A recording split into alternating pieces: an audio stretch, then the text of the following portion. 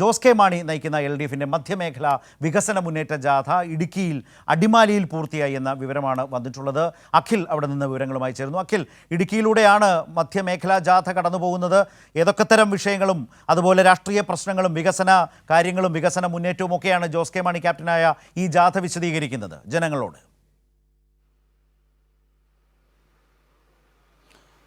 Sarath, Jose K Mani MP ക്യാപ്റ്റനായിട്ടുള്ള മധ്യമേഖലാ ജാഥ 5 മണ്ഡലങ്ങളിലെ 2 ദിവസം നീണ്ടു നിന്ന പര്യടനം അതിൻ്റെ അവസാന ഘട്ടത്തിലേക്ക് എത്തി നിൽക്കുകയാണ്. ഇന്ന് പ്രധാനമായും രാവിലെ 8:30-ക്ക് സാമൂഹിക സാംസ്കാരിക മത സംഘടനാ നേതാക്കൾ പങ്കെടുത്ത സൗഹൃദ സദസ്സിലൂടെയാണ് ഇന്നത്തെ പര്യടനം തുടങ്ങിയത്. 2ാം ദിനമായി ഇന്നത്തെ പര്യടനം തുടങ്ങിയിരുന്നത്.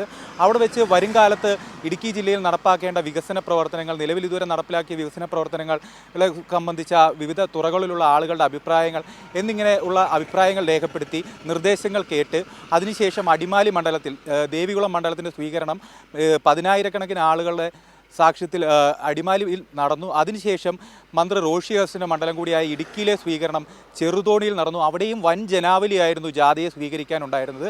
ശേഷം ഇപ്പോൾ നിലവിൽ ഉള്ളത് നിലവിൽ ഇടുക്കി ജില്ലയിലെ അവസാന പര്യടനമാണ് ഇപ്പോൾ തൊടുപുഴയിൽ നടന്നുകൊണ്ടിരിക്കുന്നത്. ഇവിടുത്തെ തൊടുപുഴയിലെ പര്യടനത്തിന് ശേഷം ഏതാനും മണിക്കൂറുകൾക്കകം ഇവിടെ നിന്ന് എറണാകുളം ജില്ലയുടെ അതിർത്തിയായ കോതമംഗലത്തേക്ക് ജാഥ കടക്കും.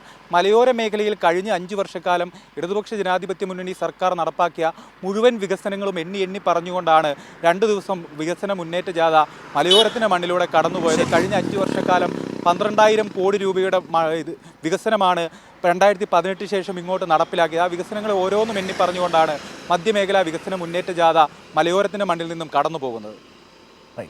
ഒരുപക്ഷെ കേരള ചരിത്രത്തിൽ ഏറ്റവും അധികം പട്ടയം നൽകിയ സർക്കാരാണ് പിണറായി സർക്കാർ. 1ഉം 2ഉം സർക്കാരുകൾ എന്നുള്ളതുകൂടിയുണ്ട്.